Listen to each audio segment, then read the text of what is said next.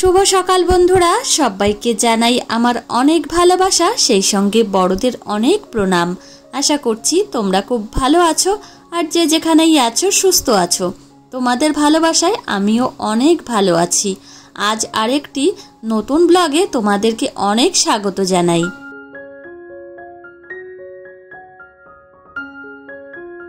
আজ হলো রবিবার আর এখন ঘড়িতে সময় সকাল 8:30 বাজে। আমাদের জন্য রান্না হয়ে গেছে, এখন মামামের জন্য রান্না করছি।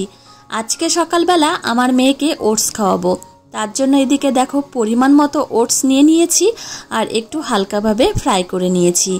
এখন ওটসটা আমি ভালো করে সেদ্ধ হতে দেব। তো আর একটা বিষয় বলে দিই, ওটস কিন্তু ভালোভাবে সেদ্ধ হওয়ার পরেই এর মধ্যে আমি কাউ মিল্ক অ্যাড করি। অনেক সময় আবার কাউ মিল্কের সঙ্গেও কিন্তু ওটসটা রান্না করে থাকি। এদিকে ওটস কিন্তু ভালোভাবে সেদ্ধ হয়ে গেছে। এখন এর মধ্যে আমি তাল মিশ্রি দিয়ে দিলাম। যে কোনো খাবার ভালোভাবে সিদ্ধ হওয়ার পরে এর মধ্যে চিনি বা তাল মিশ্রি বা গুড় দেওয়া উচিত। না হলে কি হবে জানো তো, যদি ভালোভাবে সিদ্ধ হওয়ার আগেই চিনি বা গুড় বা তাল মিশ্রি দিয়ে দিই তাহলে কিন্তু সিদ্ধটা হতে চাইবে না, শক্ত থাকবে। ওই জন্য সিদ্ধ হওয়ার পরে মিষ্টি জাতীয় কোনো জিনিস দিলে ভালো হয়। তো এদিকে দেখো রান্না হয়ে গেছে। আজকে আমার মামামের জন্য ওটসের পায়েস রান্না করেছি। তো এদিকে এখন আমি রান্নাঘরটা ভালো করে ক্লিন করে নেব। তো আমার মামাম কিন্তু এখনও ঘুম থেকে ওঠেনি। তো ওর ঘুম থেকে ওঠার আগেই কিন্তু আমি ওর খাবারটা রেডি করে রাখলাম। আর সত্যি কথা বলতে বাচ্চার খাবার যদি রেডি করা থাকে তাহলে মন থেকে অনেকটা পরিমাণে ফ্রেশ লাগে। তো এদিকে চলো ঝটপট করে আগে রান্নাঘরটা পরিষ্কার পরিচ্ছন্ন করে নিই।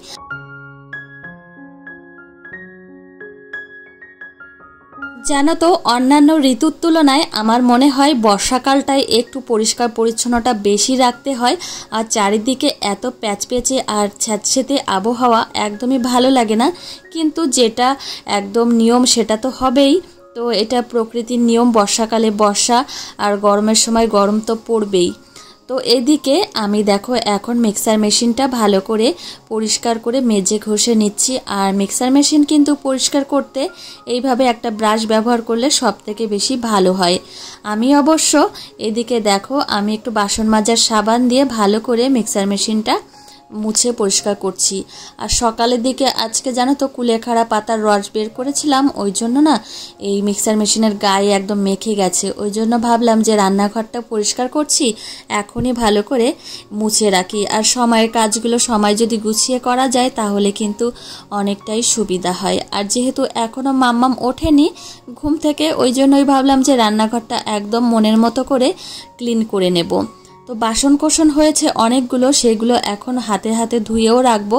আর এই কড়াই, প্রেসার কুকার এই সমস্ত বাসন কোসন জানো তো সঙ্গে সঙ্গে ধুয়ে না রাখলে পরে আর ধুতেই ইচ্ছা করে না, আর মানে অলসতা কাজ করে।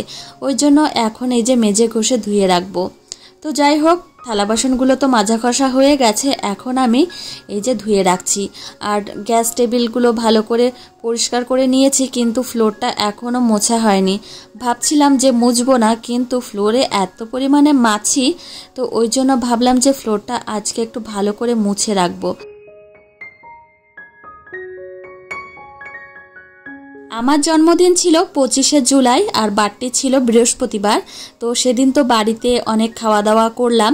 তো তোমাদের দাদাভাই বলেছিল একদিন বাইরে ঘুরতে নিয়ে যাবে, মানে রেস্টুরেন্টে নিয়ে যাবে আর কি। তো আজকে নিয়ে যাওয়ার কথা, কিন্তু কতদূর কি হবে জানি না। তবে এই বৃষ্টির সময় জানো তো কথা দিলেও কথা রাখাটা খুবই কঠিন, কেননা এমন সময় হয়তো বৃষ্টি আসলো যাওয়া হলো না। আর মাম্মামকে নিয়ে যাব ভাবছি। তো মাম্মামকে নিয়ে গেলেও এমন দুষ্টুমি করে, এক জায়গায় স্থির থাকে না। আবার বাড়িতে রেখে গেলেও এত পরিমাণে কান্নাকাটি করে, আর সেখানে গিয়েও কিন্তু আমার ভালো লাগে না।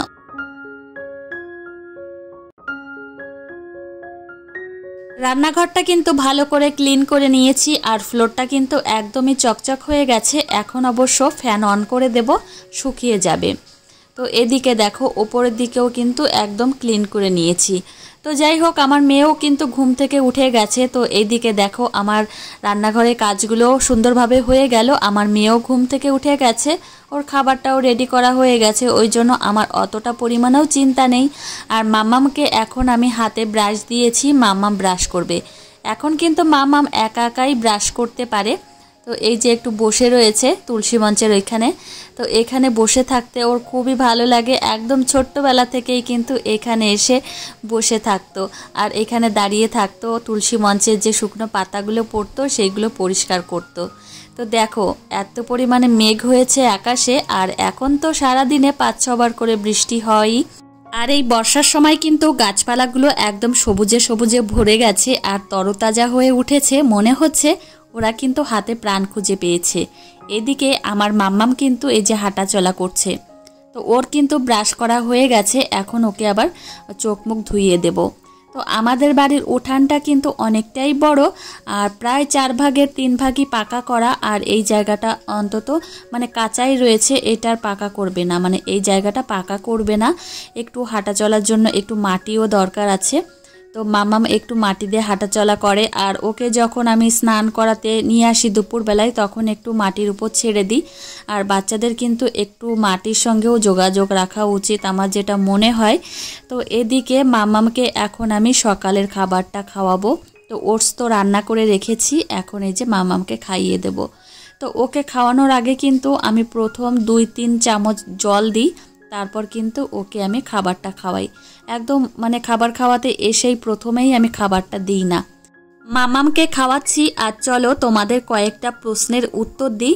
আর যে প্রশ্নগুলো আমার সবথেকে বেশি ভালো লাগে আর আমার মনে হয় এই প্রশ্নগুলোর উত্তর দিলে তোমাদেরও অনেকটা পরিমাণে উপকার হবে, সেই জন্যই কিন্তু আমি এই প্রশ্নের উত্তরগুলো দিতে পছন্দ বোধ করি। তো যাই হোক, মুসলিম খাতুন নামে একজন দিদিভাই আমাকে কমেন্ট করে জানিয়েছো যে দিদিভাই মামনি কি একদমই মোবাইল দেখে খায় না? না, মামাম কিন্তু একদমই মোবাইল দেখে খায় না। আর মামামকে কিন্তু যেখানে বসিয়ে বা দাঁড়িয়ে খাওয়াবে সেখানেই কিন্তু খায়। খাওয়া নিয়ে কিন্তু ও একদমই দুষ্টুমি করে না। এর আগেও কিন্তু আমি ব্লগে বলেছি মামাম কিন্তু মোবাইল দেখে একদমই খায় না, টিভি দেখেও কিন্তু খায় না। ও কিন্তু একদম মানে বসেই খায়, কোনো রকম কোনো কিছু দেখিয়ে খাওয়ানো লাগে না। উলফি বিবি নামে একজন দিদিভাই আমাকে জানিয়েছো যে দিদিভাই মাম্মামকে কি এখনো লিভারের ওষুধ খাইয়েছো? না গো, মাম্মামকে এখনো পর্যন্ত আমি লিভারের ওষুধ খাওয়াইনি। আর লিভারের ওষুধ খাওয়ানোর মতো কোনো রকম কিছু হয়নি এখনো পর্যন্ত, আশা করছি, ওই জন্য আমি এখনো পর্যন্ত খাওয়াইনি। তো যাই হোক, এই প্রশ্নটা আগেও হয়তো একজন করেছিল, আমি উত্তর দিয়েছিলাম। তো যাই হোক, আবার এই যে দিলাম। তো এদিকে দেখো মামাম এখন দুষ্টুমি করছে, আমার সঙ্গে লুকোচুরি খেলছে। আমি এদিকে রান্নাঘরে একটু কাজ করছিলাম। বাইরে অবশ্য এখন ঝমঝমিয়ে বৃষ্টি পড়ছে, আর মামাম দেখো এইদিকে আমার সঙ্গে দুষ্টুমি করেই চলেছে। আজকে জানো তো মাম্মামকে আম খেতে দিয়েছিলাম, আর ছোট্ট ছোট্ট টুকরো টুকরো করে। মাম্মাম 1-2 পিস মতো খেয়েছিল নিজে হাতে, কিন্তু আমি তারপর দায়িত্ব করে খাইয়ে দিয়েছি। আর এই যে দেখো বৃষ্টি পড়ছে, আমি আবার যাব স্নান করতে। আর একটা বিষয় বলে দিই, মাম্মামকে কিন্তু আমি সব সময় মধ্য সকালে ফলটা দিয়ে থাকি, মানে ফল খাইয়ে থাকি। ফল কিন্তু আমি ওকে দুপুরে খাওয়ার পরে এই সময় কিন্তু খাওয়াই না। আমার মনে হয় মানে সকালে যে খাবারটা খায় তারপরে আবার একটু খাবার দিতে হয় বাচ্চাদের, মানে হালকা খাবার। সেই খাবারে কিন্তু বাচ্চাদের ফল দেওয়া উচিত আমার যেটা মনে হয়। তবে দুপুরে খাওয়ার পরে দেওয়া যেতে পারে, কিন্তু সবথেকে বেশি ভালো হয় মধ্য সকালে, মানে মিড মর্নিংয়ে দিলে সবথেকে বেশি ভালো হয়। প্রত্যেক দিন সকালবেলা স্নানের পরে এইভাবেই নিজেকে একটু যত্ন করে থাকি। আর কানের দুল কিন্তু খুলে রাখি, গুজিয়ালা কানের দুল তো সবসময় পরে থাকা যায় না। আর এদিকে জামা কাপড়গুলো মেলে দিয়েছি, তো একটু বাদেই কিন্তু আবার তুলতে হবে, কেননা সারাদিনে যে কতবার বৃষ্টি আসে, আবার কতবার যে এই জামা কাপড় মেলে দিই। তো বর্ষাকালে জামা কাপড় নিয়ে হয় এক ঝামেলা। তো এদিকে মাম্মামকে দুপুরবেলা আজকে নতুন একটা সবজি দিয়ে ভাত খাওয়াবো, সেটা হচ্ছে মূলো। তো মূলো আর আলু দিয়ে একটা তরকারি রান্না করেছে আমার শাশুড়ি মা, সেটাই কিন্তু খাওয়াচ্ছি। আর আমার মেয়েকে কিন্তু আমি সবসময় আমরা বাড়িতে যে খাবারটা খাই সেই খাবারটা কিন্তু খাওয়ানোর সবসময় চেষ্টা করি। এতে কি হবে, আমাদের খাবারটার সঙ্গে ও কিন্তু অভ্যস্ত হয়ে যাবে। এখন সন্ধ্যা লেগে গেছে জানো তো, এখন 6:30 মতো বাজে। আর আমি এখন চা বানাতে এসেছি, আর মামামকে সন্ধ্যার সময় কি খাওয়াবো সেটারও প্রস্তুতি করতে এসেছি। তো আজকে মামামকে কর্নফ্লেক্স খাওয়াবো, তার জন্য এদিকে কাউ মিল্ক আমি ভালো করে জাল দিয়ে নেব, আর এদিকে চাও বানাচ্ছি। তো যাই হোক, আমি কর্নফ্লেক্স কিন্তু একটু আমি ভিজিয়ে রাখবো। তো একজন দিদিভাই আমাকে অনেক দিন আগে জানিয়েছিল যে কর্নফ্লেক্স কিন্তু গরম জলে ভিজিয়ে রাখলে ভালোভাবে নরম হয়ে যায়, তারপর খাওয়ালে কিন্তু অসুবিধা হয় না। তো আমি ভাবলাম গরম জলে আর ভেজাবো না, তো এই কাউ মিল্কের মধ্যেই ভিজিয়ে রাখবো। তো দেখো, এই যে কাউ মিল্ক দিয়ে দিয়েছি আর ভিজিয়ে রাখবো। আর এই মানে মিক্সিতে গুঁড়ো করা অনেকটা ঝামেলা হয়ে যায়, এইভাবে খাওয়ালে আমার মনে হয় অনেকটা সুবিধা হয়। কর্নফ্লেক্স ভেজানোর 20 মিনিট পরে এই যে আবার চলে এসেছি, একদমই কিন্তু সফট হয়ে গেছে। তো যে দিদিভাই আমাকে বলেছিলে গরম জলে ভিজিয়ে রাখতে, তো আমি কাউ মিল্ক দিয়েই ভিজিয়ে রেখেছিলাম, ভালো সফট হয়ে গেছে। এখন থেকে এইভাবেই কিন্তু মাম্মামকে আমি কর্নফ্লেক্স খাওয়াবো, তো গুঁড়ো করে আর খাওয়াবো না। খাবারটা একদমই রেডি হয়ে গেছে। আর দেখো একটু ঘন হয়ে গেছে, কেননা অনেকক্ষণ আগে ভিজিয়ে রেখেছিলাম। এখন এর মধ্যে একটু কাউ মিল্ক দেবো, তারপর কিন্তু মাম্মামকে আমি খাইয়ে দেবো। কর্নফ্লেক্সের মধ্যে কিন্তু ব্যানানা দেওয়া যায়, সেই সঙ্গে ম্যাঙ্গো দেওয়া যায়, তোমরা চাইলে খাওয়াতে পারো। আমি মাম্মামকে সন্ধ্যার দিকে দিলাম না, তো কর্নফ্লেক্সটা যদি সকালের দিকে খাওয়াতাম তাহলে কিন্তু আমি এর মধ্যে ব্যানানা দিতাম। তো চলো মাম্মামকে এখন গিয়ে খাইয়ে দিই।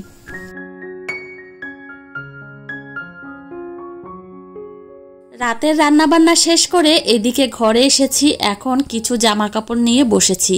মাম্মামের কিছু জামা কাপড় একটু আয়রন করব। আর এই বর্ষার সময় জানো তো জামা কাপড় শুকালেও কেমন একটা ভেজা ভেজা মনে হয়, বিশেষ করে মাম্মামের জামা কাপড়গুলো, ওই জন্য একটু আয়রন করব। আর এদিকে এই শাড়িটা আমার বার্থডেতে পরেছিলাম, তো একটু কেমন হয়ে গেছে, নরম নরম হয়ে গেছে, তো ওই জন্য এখন একটু আয়রন করে রাখছি হালকা করে, কেননা বেশি হিট দেব না, হালকা মতো একটু আয়রন করে নেব। আর শাড়ি ব্লাউজ একটু আয়রন করে রাখলেও কিন্তু ভালো থাকে। তো এদিকে মাম্মাম রয়েছে কিন্তু ওর দাদা ভাইয়ের ঘরে, আর এদিকে কিন্তু এই কাজগুলো আমি করে নিচ্ছি। আর মাম্মাম যদি এখানে থাকে তাহলে এই আয়রনটা নিয়ে ধরাধরি করবে, আর যেহেতু প্রচণ্ড গরম থাকে ওই জন্য কিন্তু ওকে আনিনি।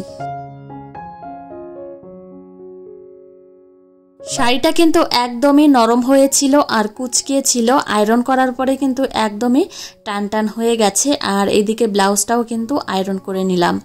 আর সব সময় জানো তো ব্লাউজ পরার পরে যদি একটু আয়রন করে রাখা যায় তাহলে ব্লাউজগুলোও ভালো থাকে। তো আমি যে দিদিভাইয়ের কাছ থেকে ব্লাউজ বানাই সেই দিদিভাই আমাকে একদিন বলে দিয়েছিল যে ব্লাউজ পরার পরে যদি আয়রন করে রাখা হয় তাহলে ব্লাউজগুলো ভালো থাকে। তো এইদিকে মাম্মামের এখন এই জামাগুলো আমি আয়রন করে রাখছি, শুকিয়েছে তবুও কেমন একটু ভেজা ভেজা রয়েছে। বর্ষার সময় বাচ্চাদের জামা কাপড় একটু বেশি লাগে অন্যান্য ঋতুর তুলনায়। তো বর্ষার সময় বাচ্চারা কিন্তু সিও বেশি করে, মানে টয়লেটটাও বেশি করে। মাম্মাম যেহেতু সি বলে ওই জন্য তোমাদের বললাম। সকাল থেকে শুরু করে একদম রাতে শোয়ার আগে পর্যন্ত একজন মায়ের কিন্তু তার সন্তানের প্রতি কত যে দায়িত্ব কর্তব্য থাকে সে একজন মাই জানে। জামা কাপড়গুলো আয়রন করা হয়ে গেছে, তবে এই জামা কাপড়গুলো রাত থেকে একদম সকাল পর্যন্ত মানে মাম্মামের কাজে লেগে যাবে, মানে মাম্মামকে পড়াতে লাগবে। চলো তবে আজকের ব্লগটি এখানেই শেষ করছি, তোমাদের সঙ্গে দেখা হবে পরের ব্লগে। টাটা বন্ধুরা।